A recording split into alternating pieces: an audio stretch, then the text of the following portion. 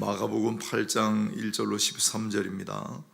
66페이지 신약성경 마가복음 8장 1절로 13절까지 말씀을 교독하겠습니다. 마가복음 8장 1절로 13절입니다. 그 무렵에 또 큰 무리가 있어 먹을 것이 없는지라 예수께서 제자들을 불러 이르시되 내가 무리를 불쌍히 여기노라. 그들이 나와 함께 있은지 이미 사흘이 지났으나 먹을 것이 없도다. 만일 내가 그들을 굶겨 집으로 보내면 길에서 기진하리라. 그 중에는 멀리서 온 사람들도 있느니라. 제자들이 대답하되 이 광야 어디서 떡을 얻어 이 사람들로 배부르게 할 수 있으리까? 예수께서 물으시되 너희에게 떡 몇 개나 있느냐? 이르되 7이로소이다 하거늘 예수께서 무리를 명하여 땅에 앉게 하시고 떡 7개를 가지사 축사하시고 떼어 제자들에게 주어 나누게 하시니 제자들이 무리에게 나누어 주더라. 또 작은 생선 2마리가 있는지라 이에 축복하시고 명하사 이것도 나누어 주게 하시니 배불리 먹고 남은 조각 7광주리를 가져왔으며 사람은 약 4,000명이었더라. 예수께서 그들을 흩어 보내시고 그들과 함께 달마두다 지방으로 가시니라. 바리새인들이 나와서 예수를 힐난하며 그를 시험하여 하늘로부터 오는 표적을 구하거늘 예수께서 마음속으로 깊이 단식하시며 이르시되 어찌하여 이 세대가 표적을 구하느냐? 내가 진실로 너희에게 이르노니 이 세대에 표적을 주지 아니하리라 하시고 함께 읽겠습니다. 그들을 떠나 다시 배에 올라 건너편으로 가시니라. 아멘. 네, 오늘은 칠병이어의 기적입니다. 칠병이어의 기적 제목으로 말씀을 함께 하겠습니다. 지난번에 오병이어를 함께 했는데 오늘은 칠병이어로 일컬어지는 그런 이야기를 살핍니다. 너무나 잘 알려진 이야기인데 조금 정리를 해보겠습니다. 오병이어하고 칠병이어는 숫자도 물론 다르지만은 여러 가지로 많이 차이가 있습니다. 결정적으로 다른 점은 오늘 이 사건은 이방인을 대상으로 일어났다는 그런 사실입니다. 본문에 굉장히 많은 여러 가지 근거를 다 배치를 해놨는데 일단 숫자부터 비밀이 있습니다. 오병이어는 떡 5개인데 왜 하필 5개인가? 5라고 하는 숫자도 유대인을 상징합니다. 보통 모세 오경 할 때 그 5를 많이 상징을 하고요. 또 5,000명이나 된다 그랬잖아요. 5,000명. 거기도 5가 등장하죠. 그런데 칠병이어 할 때는 7이 등장하는데 보통 7은 이방인들 셀 때 많이 합니다. 우리 모세를 통하여 여호수아 그래서 가나안 땅으로 들어갈 때 가나안 땅에 7부족이 있었습니다. 가나안 땅의 7부족 이방인들을 상징하는 수죠. 4,000명 4는 사방팔방을 의미합니다. 이스라엘을 둘러싼 동서남북 이방 땅들이잖아요. 그래서 4,000명입니다. 또 오병이어는 사람들을 풀밭에 다 나누어서 앉게 했어요. 50명씩 100명씩 풀밭에 앉힌다라는 말은 시편 23편 또 에스겔 목자와 관련되는 그런 부분이 있고 또 50명 100명씩 나누어 앉힌다는 건 모세의 출애굽 시대를 상징하는 이야기들입니다. 그런데 칠병이어는 오늘 가만히 보면 6절에 예수께서 무리를 명하여 어디에 앉히시고요? 땅에 앉히셨다 그랬습니다. 땅에. 그러니까 그냥 땅에 앉았다. 땅이니까 그냥 이방 지역을 보통 세상을 간접적으로 나타낸다 볼 수 있습니다. 또 오병이어는 남은 음식을 바구니에다가 담았는데 몇 개의 바구니요? 12개의 바구니. 유대인 12지파를 상징하죠. 그런데 칠병이어는 7개의 광주리에 닮았다 그랬죠? 네. 8절에 배불리 먹고 남은 조가 7 광주리를 거두었으며, 바구니는 유대인들이 쓰는 거, 조그맣 도시락 담았다. 여기 광주리는 주로 이방인들이 쓰는 건데 사람이 들어갈 만큼 큰 거.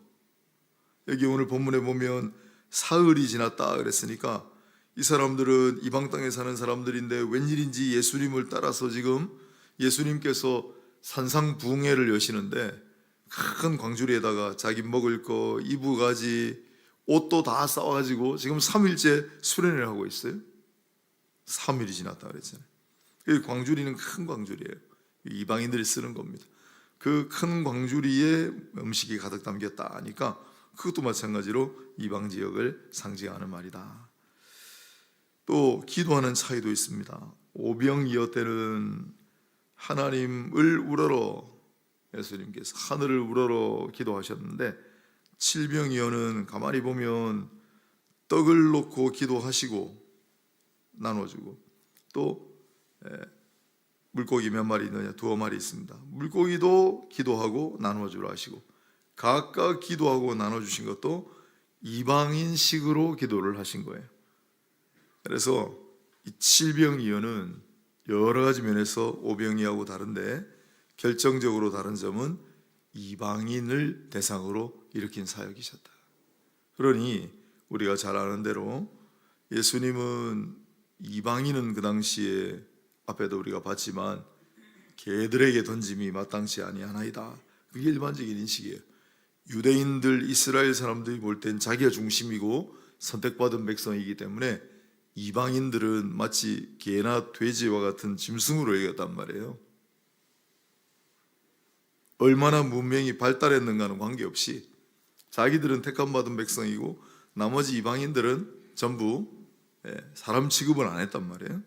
그런데 주님은 그 이방 땅으로 친히 들어가시고 사람들이 그토록 멸시하던 사마리아인들에게도 가서 복음을 전하시고, 그래서 여러 가지 차이가 있는데 결정적으로 가장 중요한 점은 예수님께서 이 칠병이어의 기적도 2절에 보면 내가 무리를 불쌍히 여기노라, 즉 우리 가슴이 타들어 창자가 끊어지는 그 단어라고 그랬잖아요. 똑같은 마음으로 시작하신다. 칠병이어의 기적도 예수님께서 불쌍히 여기시는 마음 때문에 시작이 되었다. 이방인들을 차별하지 않으시고 똑같이 불쌍히 여기셔서 일으키신 기적이다. 다시 말씀드리지만은 우리는 기적을 주님의 능력과 흔히 연결하기 십상이지만은 사실은 기적을 우리가 이야기할 땐 주님의 긍휼을 말해야 합니다. 주님이 긍휼히 여기시고 주님이 불쌍히 여기시기 때문에 기적이 일어나는 거예요. 그래서 다시 한번 이방인들까지도 불쌍히 여기시는 주님이시잖아요. 하물며 하나님의 자녀된 우리는 어떠시겠냐는 거예요.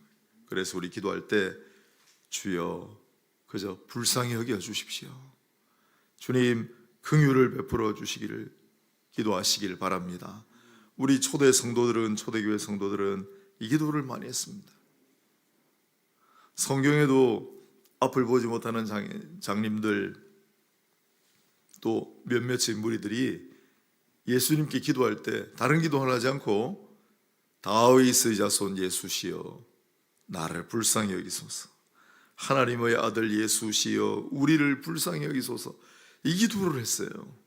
우리 초대교회 성도들도 그 기도를 했습니다.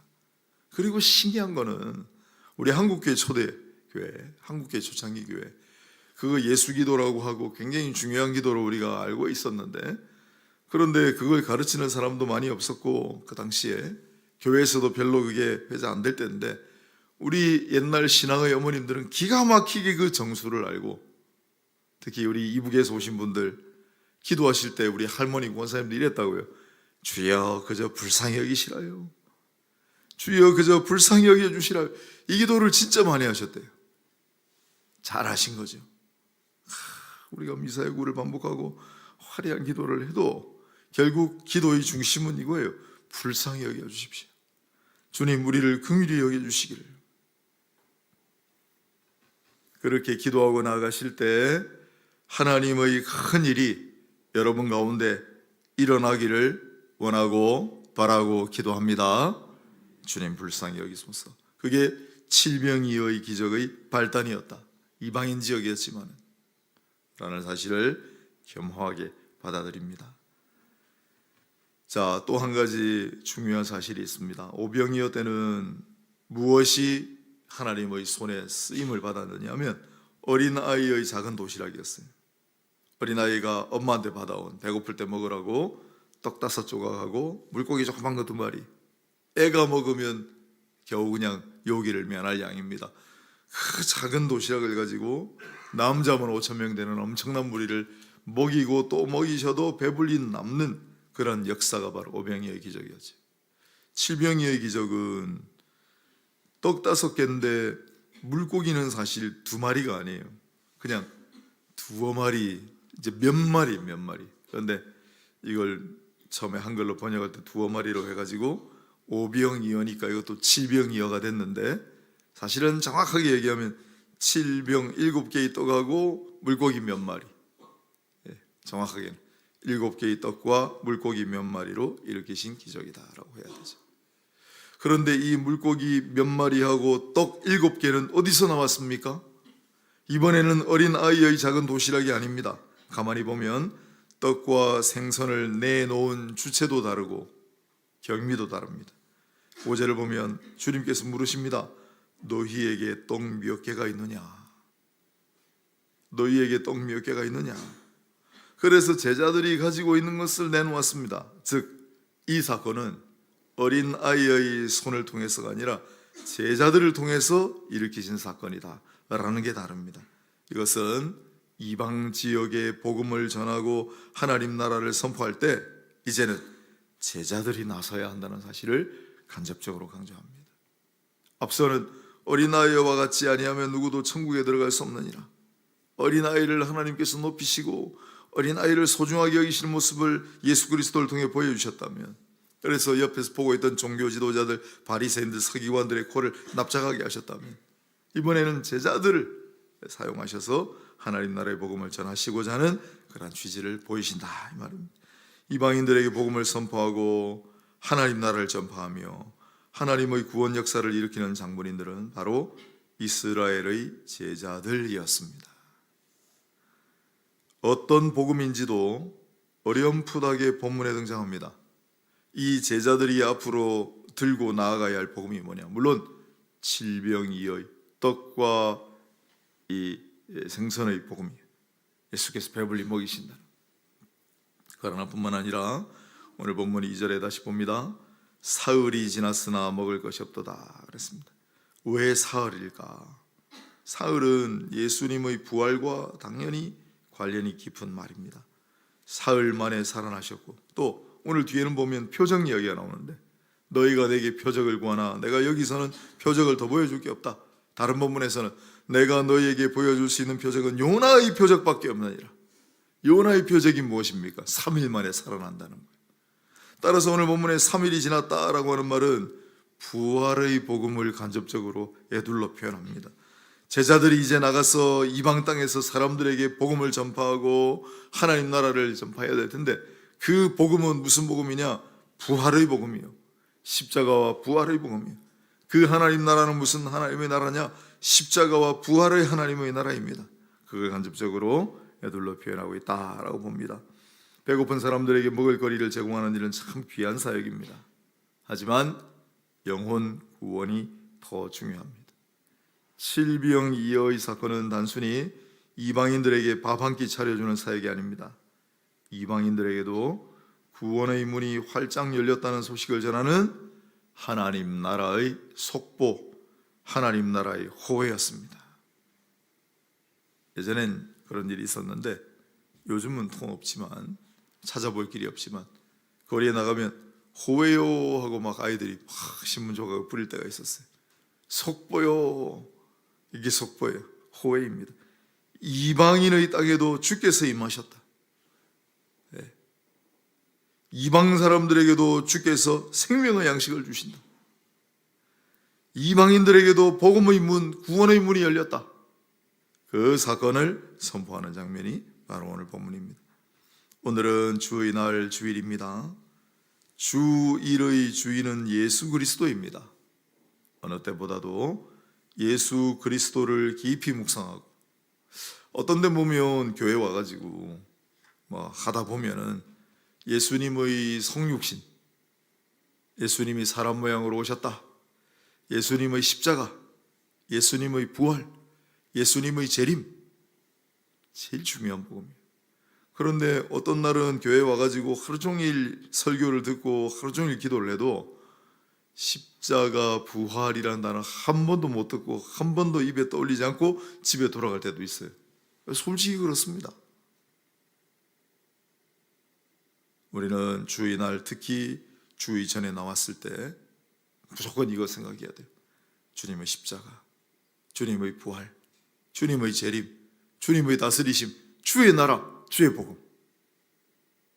오늘도 예수 그리스도를 깊이 묵상하고 그분의 음성을 듣고 주님과 깊고 친밀한 교제를 나누며 주님의 십자가와 주님의 부활을 묵상하고 찬양하며 영광 돌리는 그런 날들이 되시기를 주의 이름으로 축복합니다. 마지막으로 보면 8장 11절로 13절인데 어김없이 바리새인들이 등장합니다. 바리새인들이 나와서 보세요. 예수를 힐난하며 그를 시험하여. 우리에게 얼마나 위로가 되는 구절인지 모릅니다. 왜냐고요? 여러분은 이 본문을 보세요. 예수님 뭘 잘못했습니까? 하나 있네요. 이 사람들 보기 이방인들에게 먹을 걸 줬다는 거예요. 이방인들에게 이런 엄청난 기적을 베풀었다는 거예요. 그게 바리새인들은 못마땅합니다. 그래서 예수를 힐난하고 예수를 시험하고, 당신이 뭐 때문에 이런 일을 하시오? 율법에는 없는데 당신이 무슨 근거로 이런 일을 하시오? 표적을 좀 보여보시오. 당신이 과연 이런 일을 행하기에 합당한 사람이요? 우리에게 증거를 좀 보여주시오. 얘기합니다. 참 뻔뻔합니다. 못됐습니다. 이런 사람들이 있습니다. 어디 가든지 만나게 됩니다. 교회에서도 발견하게 됩니다. 그러나 우리가 소망을 삼는 건 예수님도 힐난하고 예수님도 공격했는데 사람은 어떻게 가만히 놔두겠는가? 그러니 주님께서도 다 당하신 고난이다 생각하면 마음이 위로가 됩니다. 사탄 마귀가 이들을 배후 조종하여 예수님을 공격하고 예수님을 힐난하였지만 절대 승리할 수 없는 싸움이에요. 절대 승리할 수 없는 도전입니다. 우리도 마찬가지. 우리가 주 안에서 주님을 믿고 신뢰하고 주님 바라보고 주님 본받고 나가면 우리에게 어떤 근거 없는 공격과 어떤 힐난과 비난과 조롱과 핍박과 박해가 있어도 우리는 끄떡없다. 이것은 절대 적들이 이기지 못할 싸움입니다. 그 배후에 있는 사단 마귀가 절대 이기지 못하는 그런 도전을 걸고 있는 것이다 라고 생각하면 마음이 든든해져요. 감히 하나님의 아들 예수 그리스도를 이렇게 힐난하고 시험하는 무리들이 있습니다. 그때 예수님께서 이것도 참 12절 보세요. 오늘 본문은 그래서 예수님의 이 인간적인 마음, 불쌍히 여기시는 마음, 가슴이 찢어지는 마음을 보여주시고 탄식하신다. 탄식하신다. 인간의 모습으로 오신 예수님께서 탄식하시는 모습을 보여요. 얼마나 불충한 일입니까? 하나님의 아들 마음을 이렇게 깊이 탄식하게 만들다니 얼마나 못됐습니까? 그러지 말아야 합니다. 하지만 이렇게 근거 없이 하나님의 아들을 공격하고 비난할 무리를 하늘에서 번개를 내려서 그 자리에서 다 죽게 만들지 않으셨습니다. 여기 얘기하십니다. 마음속으로 깊이 탄식하시며 이르시되 어찌하여 이 세대가 표적을 구할까? 내가 진실로 너에게 이르노니 이 세대에 표적을 줄 것이 없느니라. 주지 아니하리라 하셨지만 이미 다 주었는데 무슨 표적이 더 필요하냐? 그 자리에서 징벌하시고 괘씸하도다 무엄하도다 그 자리에서 다 심판을 내리시고, 우리 예전에 고라 자손들 반역했을 때 땅이 그 자리에서 갈라져 가지고 전부 다 땅에 빠져 죽었잖아요. 그렇게 하실 수 있는데도 하지 않으셨어요. 마음속으로 깊이 탄식하시기만 하셨어요. 불쌍히 여기시기만 하셨어요. 이방인들 그토록 대들고 죄를 짓는 자들에게도 예수님의 자비와 긍휼하심을 봅니다. 이들을 살려두신 것도 일종의 간접적인 기적이에요. 그렇지 않습니까 여러분? 하나님의 아들을 모욕하고 하나님의 아들을 직접적으로 공격한 자들이 살아남았다. 이것도 기적입니다. 다 자비로움과 긍휼하심, 마음속으로 깊이 탄식하심, 정말 가슴이 찢어지는 그런 안타까움을 느끼심으로 말미암아 일어나는 기적들. 오늘 우리 다시 한번 그런 하나님의 은혜와 자비를 구하며 주 예수를 묵상하고 또한 주님을 찬양하며 나아가시는 오늘 귀한 주의 날이 되시기를 주의 이름으로 축복합니다.